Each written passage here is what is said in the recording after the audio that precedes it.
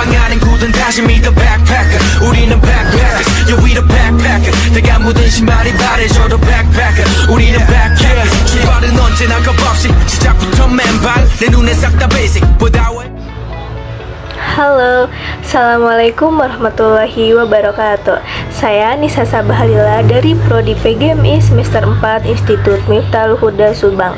Di sini saya akan memenuhi salah satu tugas UAS dengan mata kuliah pembelajaran Al-Quran Hadis di SD dan MI dengan dosen pengampu Miftah Farid MPD.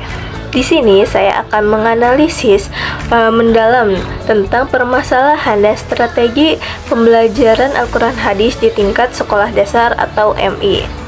Pembelajaran Al-Quran Hadis itu sangat penting ya bagi tingkat sekolah dasar atau MI karena di dalamnya menanamkan nilai-nilai dasar tentang agama, akhlak, dan kecintaan kita terhadap Al-Quran dan Hadis sejak dini.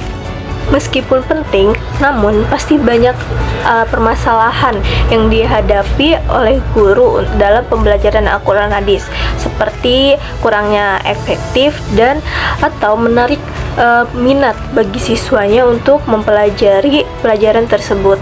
Nah, ada beberapa permasalahan yang dihadapi oleh siswa dalam pembelajaran Al-Quran Hadis.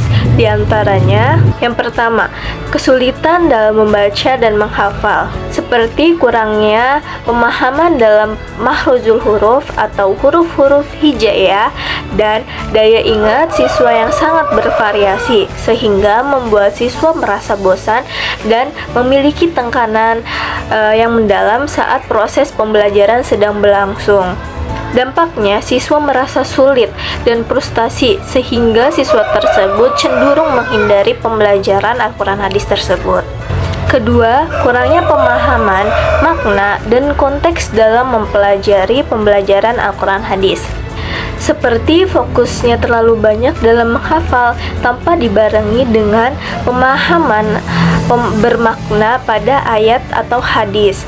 Bahasa Arab yang masih asing yang didengar atau dipahami oleh siswa pada tingkat SD dan MI, serta metode ceramah yang sangat pasif dan terlalu abstrak untuk jenjang tingkat SD atau MI. Dampaknya, pembelajaran menjadi tidak bermakna dan sulit mengaplikasikannya dalam kehidupan sehari-hari siswa tersebut.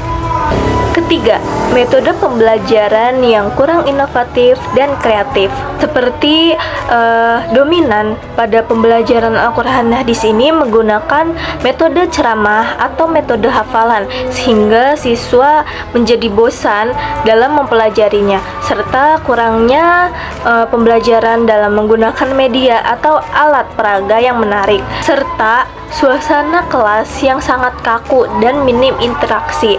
Dampaknya di sini siswa lebih cepat bosan dan kekurangan motivasi dalam pembelajaran Al-Quran Hadis tersebut. Keempat, kekurangannya sumber daya dan lingkungan pembelajaran, seperti jumlah guru yang masih terbatas dalam memahami pembelajaran Al-Quran Hadis secara mendalam dengan metode yang tepat, serta kurangnya fasilitas pendukung seperti mushaf Al-Quran yang memadai atau alat peraga tajwid. Dampaknya dalam penghambatan pembelajaran Al-Quran Hadis menjadi tidak optimal dalam proses pembelajarannya. Nah, bagaimana sih cara strategi atau pendekatan pembelajaran Al-Quran Hadis yang efektif untuk mengatasi permasalahan tersebut? Nah, di sini mempunyai beberapa cara atau strategi yang tepat untuk mengatasi permasalahan tersebut. Salah satunya yang pertama, strategi untuk mengatasi kesulitan dalam membaca dan menghafal. Salah satunya menggunakan metode talaki musyafahah, dengan dimana guru membaca, kemudian siswa menirukan bacaan yang gurunya baca. Metode hafalan, contohnya seperti murojaah dalam kelompok kecil, di mana di sini siswa saling menyimak satu sama lain tentang hafalan temannya, dan hafalan berantai. Contohnya seperti setiap siswa melanjutkan hafalan temannya, serta memberikan reward atau aspirasi seperti memberi bintang atau stiker untuk penyemangat siswa tersebut dalam membaca atau menghafal pembelajaran Al-Quran hadis.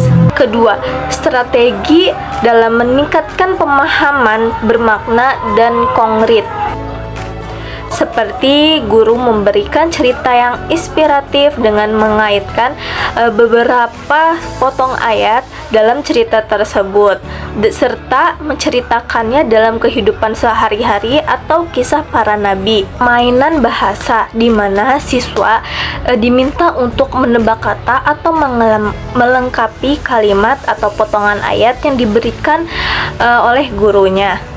Yang ketiga, strategi pembelajaran yang inovatif, menarik, dan menyenangkan, seperti dengan menggunakan metode PBL atau Play Based Learning, di mana di sini pembelajaran tersebut dikaitkan dengan permainan yang edukatif sehingga siswa tidak merasa bosan dalam pembelajaran Al-Quran hadis. Dan pemanfaatan terhadap teknologi, di mana di sini siswa disuruh untuk menebak atau mengisi kuis yang diberikan oleh guru, serta melibatkan orang tua dalam pembelajaran Al-Quran hadis, seperti memberikan paduan kepada orang tua untuk mendukung proses pembelajaran atau proses penghafalan anak tersebut dalam membaca atau menghafal Al-Quran di rumah. Keempat, strategi dalam mengoptimalkan sumber daya dan lingkungan di sekolah atau sekitar, seperti pelatihan dan pengembangan guru. Contohnya seperti mengadakan seminar tentang metode pembelajaran yang inovatif dan beragam dalam proses pembelajaran Al-Quran hadis, serta kerjasama dengan komunitas, seperti mengundang tokoh agama lokal atau sekitar lingkungan sekolah untuk berbagi cerita dan pengalaman terkait dengan Al-Quran dan hadis, sehingga siswa dapat terdorong untuk semangat dalam pembelajaran Al-Quran hadis.